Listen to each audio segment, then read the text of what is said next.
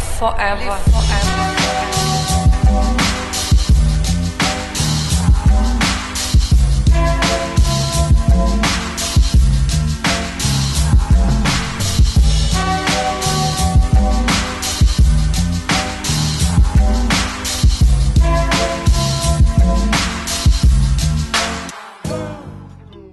Waffle crust young brother right here. Maybe real crusty, but he is waffle skinned, and it is I got my black. Hold on, it was gonna be gay. I was gonna say black licorice, bro. All right. Time out. This is Live Forever's. Get this. Sorry, I got some E&J in my throat. This is Live Forever's first. Actually second, actually third, but first official podcast. We're coming at you live right now. We finally got everything right, just about right. Mm-hmm. You know what I'm saying? My boy over there surfing the net, looking at hentai. You know what I'm saying? Yes, sir. That's what he into. You know what I'm saying? I ain't gonna dog him for it. That's yes, what sir. Like. Porn mode initiated. Porn mode initiated. Coming at you live. I guess I'll tell you my name once again. My name is Down to Marz. I am a 1/3 Live Forever, better known as the pink one.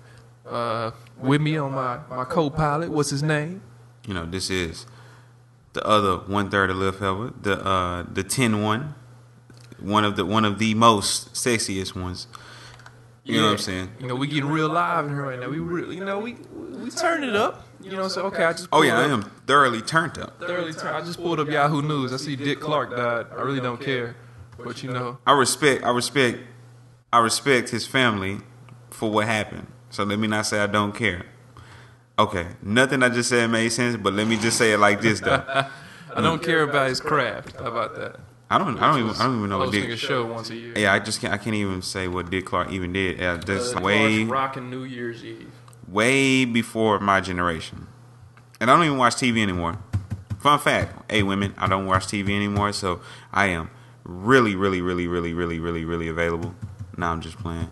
I do a lot of shit anyway, so. Well, yeah, but I don't watch TV either, so it's not really a problem. So I don't know. It's funny because when I was talking to this chick last week, she was like, "Yeah, I really just don't watch TV," and I was like, it's clicking.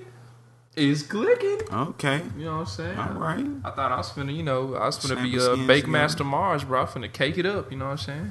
You know what I'm talking about? I tried to commence some caking. You know what I'm talking about? That shit, yeah, I forgot. My shit went flat. It's the 1 week update, man. What's been going on? Flattery. 1 week update. You know what I'm talking about?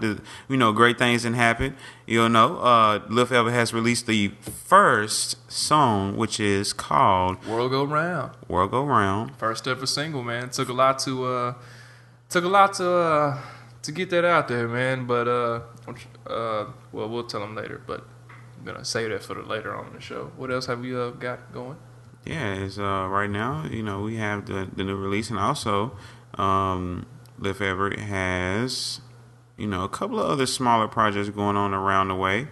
You can catch me, vlog series that's gonna be coming soon. Coming hot, edited by Down to Marz, by the way. I'm coming up on them boys in that editing world. Pretty soon I'll be shooting videos and whatnot. I'm not there yet though. I'm not there, but I will be. So also recently I've been besides working like a dog 40 hours. You know what I'm talking about?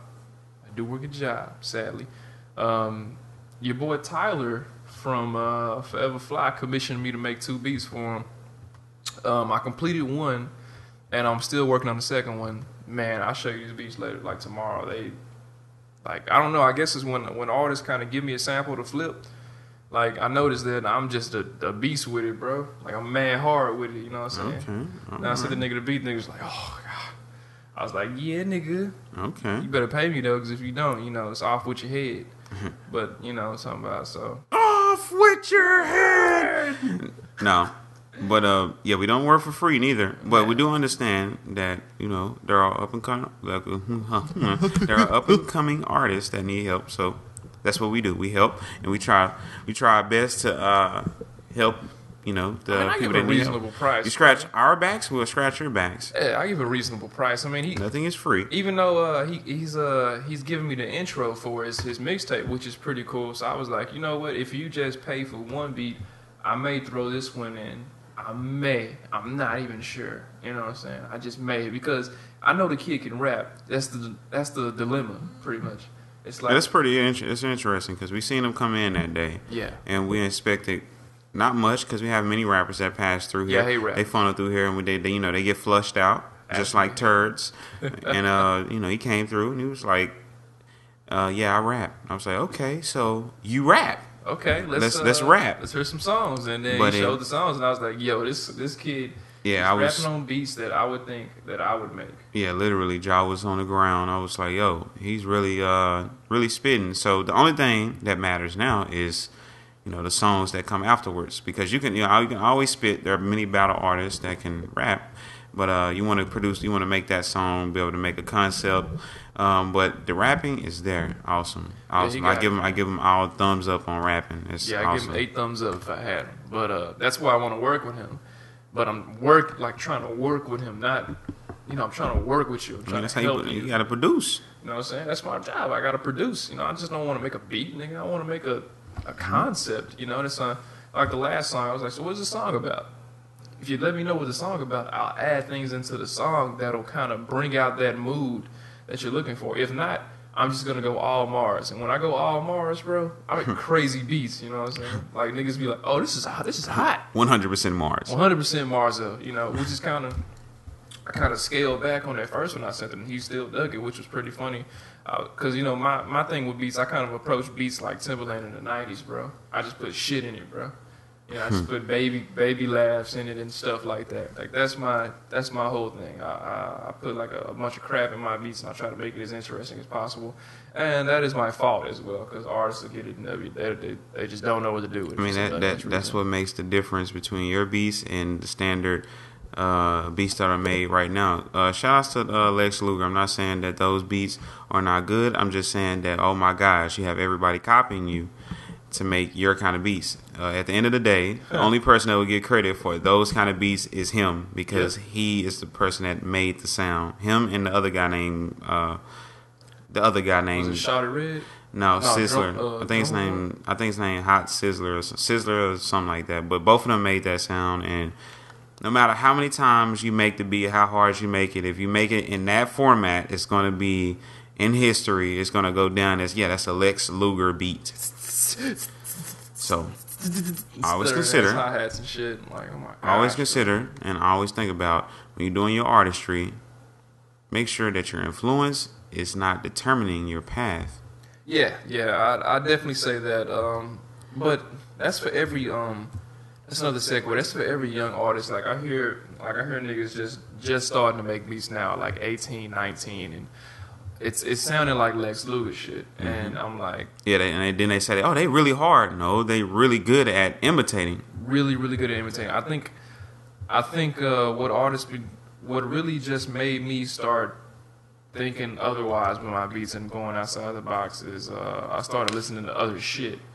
I stopped listening to the people that I liked and started listening to some things that I may have not liked. And then eventually I came across some that I was like, yo, I like this sound. I want to imitate this sound, but I don't want to just imitate it completely. So I kind of took, that Bob Moosh. I took a few things from Jay Dilla. I took a few things from Kanye. I took a few things here and there, and I kind of composed that into my own sound. So yeah, I would describe my sound more as I came in at a skew. Like I was trying to do a hip hop, but I kind of figured that hip hop wasn't my best strong suit. So I just really started playing. So I kind of got introduced to DJ Toon. That was kind of like one of my biggest influences. I kind of wanted to make movie score sounding beats.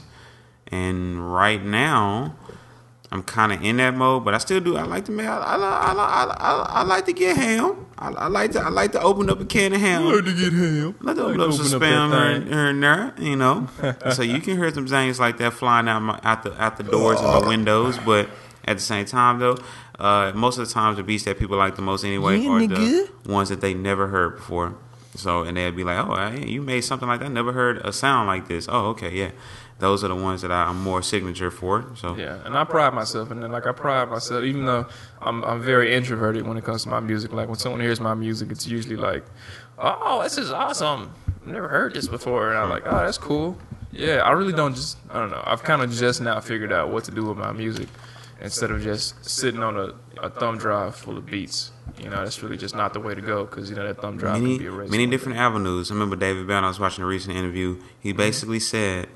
And shout out to David Banner. I had to give him mad props because I am extremely proud of how he vocates now. How he is, he's pretty much just stepped it up a whole nother level, just intelligence wise. He's become more wise.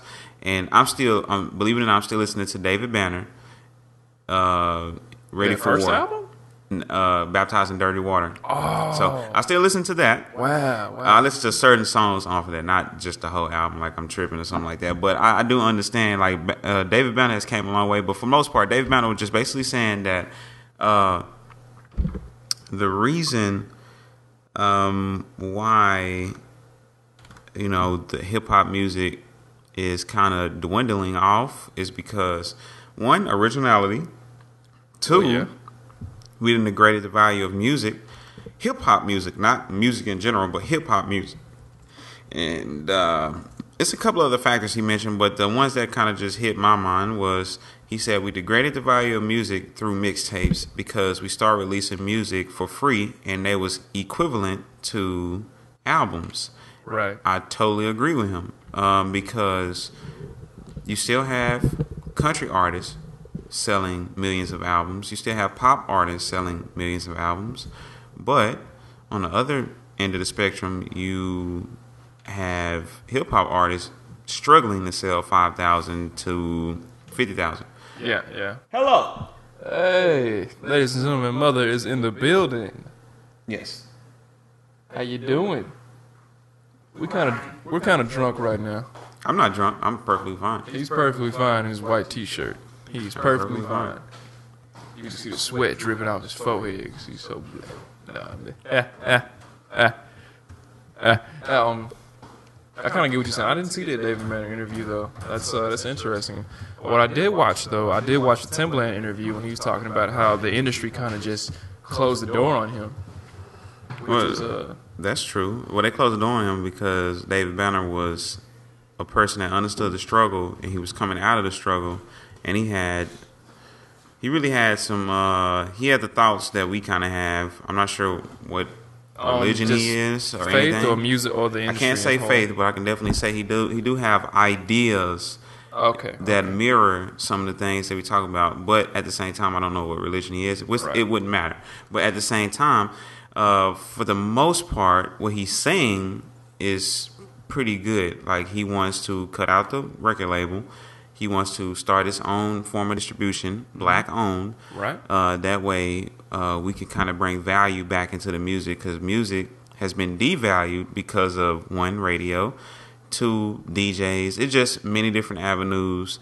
It's crazy when you have people they come across like J. Cole and Kendrick Lamar, and we've been listening to them for like 2 or 3 years, and people finally hear them, they be like, oh, this is a breath of fresh air, which they are, but it's like, we've been listening to them for 2 or 3 years, so it's really a problem because you have DJs and people out here that do not play the songs. That's that politics at the end of the day. Yeah, that is politics. Music is full of politics, and the problem is with the politics is that most of politics is from people that don't even create music.